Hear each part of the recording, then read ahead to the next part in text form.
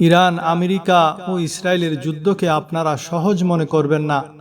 এটি সভ্যতা শেষ করে দেওয়ার ফাইনাল ধ্বংসের যুদ্ধ। এতে কেবল ঈমানদাররাই শেষ পর্যন্ত টিকে থাকবে। এই যুদ্ধে জয় পরাজয় নেই। জয় পরাজয় হয় তীর তলোয়ারের যুদ্ধে। সেখানে আপনার ঘরবাড়ি, ব্যবসা প্রতিষ্ঠান, পানি ও স্থল সম্পদ সবই ঠিক থাকে। তলোয়ার দিয়ে মানুষে মানুষে লড়াই হয়। যে মরে সে তো গেল, আর যে বাঁচে সে বিজয়ী হলো। কিন্তু এই আধুনিক যুদ্ধে তো সবই শেষ। পুরা দুনিয়াটাই শেষ। এক একটা অ্যাটম বোম যেখানে পড়বে সেখানে 100 বছর কোনো উৎপাদন হবে না। ওই এলাকায় কোনো মানুষ জন্ম নিলে সে বিকলাঙ্গ হয়ে জন্মাবে। সূরা বনী ইসরাইলের 7 নম্বর আয়াত, যেখানে আল্লাহ বলেছেন, যুগে যুগে যারা আল্লাহর শত্রু, যারা তার নিয়ামত ভোগ করে, তারই বিরুদ্ধে সর্বশক্তি নিয়োগ করে, তাদেরকে ধ্বংস করার জন্য তিনি কিছু ঈমানদার বান্দা পাঠিয়ে দেন। বনী ইসরাইলদের উদ্দেশ্যে কোরআন বলেছে, তাদের শেষ গ্রুপকে যখন আনা হবে তখন 3টি কাজ করা হবে। তার মধ্যে একটি হলো, তোমাদের চেহারাকে একেবারে কুৎসিত ও কদর্য করে দেওয়া হবে। মার খেয়ে মানসিক বিপর্যয় ও সাইকোলজিক্যাল পরাজয়ে তোমাদের মন ভেঙে গিয়ে চেহারা মলিন হয়ে যাবে। কি আশ্চর্য! কোরআন বলছে, পরাজিত হওয়ার কালিমা ও বিবর্ণতা প্রথম তোমাদের মুখেই ফুটে উঠবে। আজ ফেসবুক বা ইউটিউব খুললেই সেটি দেখা যায়। যে বিজয়ী তাকে হাসতে দেখায়, আর যে পরাজিত তার চেহারায় কান্নার ছাপ ও বিপর্যয় ভাব ফুটে ওঠে। বর্তমান যুদ্ধে দুই পক্ষই মার খাচ্ছে, কিন্তু যারা ঈমানদার কখনো মনের ভেতরে পরাস্ত হয় না, তাই তার চেহারা ঠিক থাকে, হাস্যোজ্জ্বল থাকে। পক্ষান্তরে বেঈমানরা সামান্য মার খেলে পাপের অনুভূতির কারণে তাদের চেহারা কালো হয়ে যায়। দুবাইকে বর্তমানে দ্বিতীয় আমেরিকা বলা হয়। সেখানে তেলের প্রাচুর্য আর শক্তিশালী ভিসা থাকলেও ধ্বংসের বীজ বপন হয়ে গেছে। বুখারী শরীফে হযরত জয়নাব বিনতে জাহাশ রাদিয়াল্লাহু তাআলা আনহা হতে বর্ণিত হাদিস অনুযায়ী, নেককার মানুষ থাকা সত্ত্বেও একটি জাতি ধ্বংস হতে পারে যদি খাবাস বা জেনা বেবিচারের পরিমাণ বেড়ে যায়। আজ মুসলিম দেশগুলোতে সিনেমা হল হচ্ছে, হাফ প্যান্ট পরা নারীরা দাপিয়ে বেড়াচ্ছে। দুবাইয়ের মতো শহরগুলোতে জেনা, শিরিক এবং অবৈধ খুনের মতো মহাপাপ জেঁকে বসেছে। যেখানে শিরিক থাকে সেখানে জেনা ও খুনও থাকে। এরা 3 ভাই একসাথে চলে। এই ধ্বংসের হাওয়া আজ বাংলাদেশেও আসছে। অভাব, তেলের সংকট, গ্যাস বন্ধ হওয়া, এই সবই আসলে আল্লাহর পক্ষ থেকে সতর্ক বার্তা। আল্লাহ ছাড়া যে মানুষের এক পলক নড়ার ক্ষমতা নাই, সেটাই তিনি আজ বুঝিয়ে দিচ্ছেন। পবিত্র কোরআনে মূসা আলাইহিস সালামের কাহিনী সবচেয়ে বেশি উল্লেখ করা হয়েছে। আল্লাহ যখন ফেরাউনের কওমকে শাস্তি দিয়েছিলেন, তখন পর্যায়ক্রমে জলোচ্ছ্বাস, পঙ্গপাল, উকুন, ছারপোকা, ব্যাঙ এবং রক্তের আযাব পাঠিয়েছিলেন। তারা বারবার তওবা করে আবার বেঈমানি করেছে।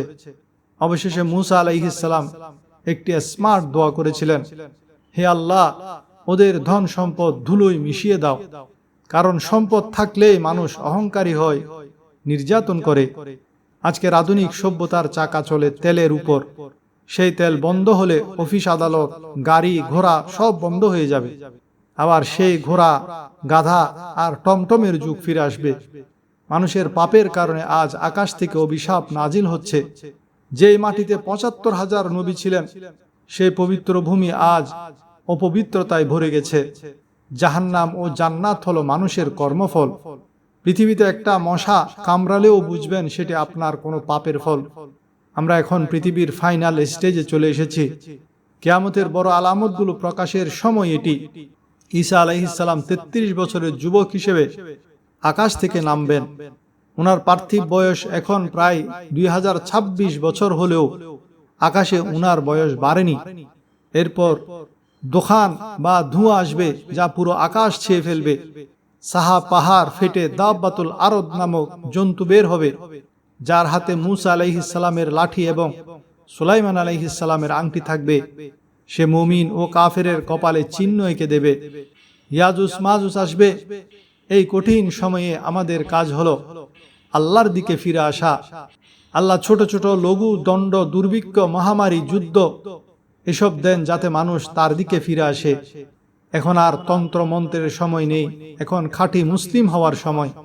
অনেকে শিয়া সুন্নির পার্থক্য নিয়ে মেতে থাকেন, কিন্তু মনে রাখবেন, যখন মুসলিম এবং অমুসলিমের যুদ্ধ লাগে তখন আপনি কখনোই অমুসলিমের পক্ষ নিতে পারেন না। হযরত আলী রাদিয়াল্লাহু তাআলা আনহু ও মুয়াবিয়া রাদিয়াল্লাহু তাআলা আনহুর যুদ্ধের সময় রোমের বাদশাহ যখন মুয়াবিয়াকে সহায়তার প্রস্তাব দিয়েছিলেন, তখন মুয়াবিয়া রাদিয়াল্লাহু তাআলা আনহু কড়া ভাষায় জবাব দিয়েছিলেন, ওরে রোমের কুত্তা, আমরা দুই ভাই বিবাদে লিপ্ত হয়েছি বলে তুই সুযোগ নিতে চাস?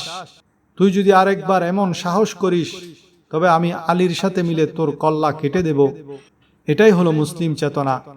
আমাদের ভাইদের মধ্যে হাজারো ত্রুটি থাকতে পারে, কিন্তু অমুসলিমদের বিরুদ্ধে আমরা সব সময় এক। জয় পরাজয় এখন আর শক্তি দিয়ে নয়, বরং কে আল্লাহর পক্ষে আর কে বিপক্ষে তা দিয়ে নির্ধারিত হচ্ছে। পরিশেষে বলা যায়, বর্তমান বিশ্ব পরিস্থিতি কোনো সাধারণ রাজনৈতিক অস্থিরতা নয়, বরং এটি মহান আল্লাহর পক্ষ থেকে এক চূড়ান্ত সতর্ক বার্তা। এই ভয়াবহ বিপর্যয় ও আসন্ন ধ্বংসযজ্ঞ থেকে বাঁচতে হলে আমাদের কেবল বস্তুগত প্রস্তুতির উপর নির্ভর করলে চলবে না, বরং আত্মিক পরিবর্তনের দিকে নজর দিতে হবে। আল্লাহর আযাব ও গজব থেকে রক্ষা পাওয়ার জন্য আমাদের প্রধান করণীয় হলো খাঁটি তওবা ও ইস্তেগফার। ব্যক্তিগত ও জাতীয় জীবনের সকল পাপাচার থেকে ফিরে এসে আল্লাহর কাছে কায়মনো বাক্যে ক্ষমা প্রার্থনা করতে হবে। তওবাই হলো আল্লাহর ক্রোধ প্রশমিত করার একমাত্র হাতিয়ার। পাপাচার ও অশ্লীলতা বর্জন, জিনা, ব্যভিচার, শিরিক এবং সুদী অর্থনীতি যা ধ্বংসের মূল কারণ, তা থেকে সমাজকে মুক্ত করতে হবে। নিজেদের জীবনকে পর্দানসীন ও পবিত্র রাখতে হবে। ঐক্যবদ্ধ মুসলিম উম্মাহ বিভেদ ভুলে সকল মুসলমানকে এক কাতারে শামিল করতে হবে।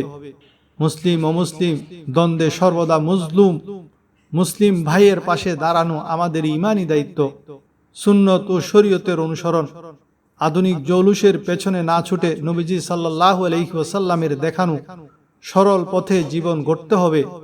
বিপর্যয়ের দিনে আল্লাহভীতি বা তাকওয়াই হবে মুমিনের আসল নিরাপত্তা। পৃথিবীর এই সংকটময় মুহূর্তে সত্যের এই বাণী মানুষের কাছে পৌঁছে দেওয়া আমাদের প্রত্যেকের নৈতিক দায়িত্ব। বর্তমান পরিস্থিতির ভয়াবহতা সম্পর্কে অন্যকে সচেতন করতে এই গুরুত্বপূর্ণ বার্তাটি সবার কাছে পৌঁছে দিতে ভিডিওটি লাইক দিন এবং আপনার মূল্যবান মতামত কমেন্টে করে জানান।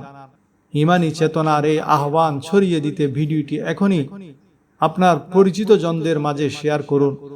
মহান আল্লাহ আমাদের সকলকে আসন্ন ফিতনা ও আযাব থেকে রক্ষা করুন এবং হকের উপর অটল থাকার তৌফিক দান করুন। আমিন। ঈমানি চেতনার এই আহ্বান ছড়িয়ে দিতে ভিডিওটি এখনই আপনার পরিচিত জনদের মাঝে শেয়ার করুন।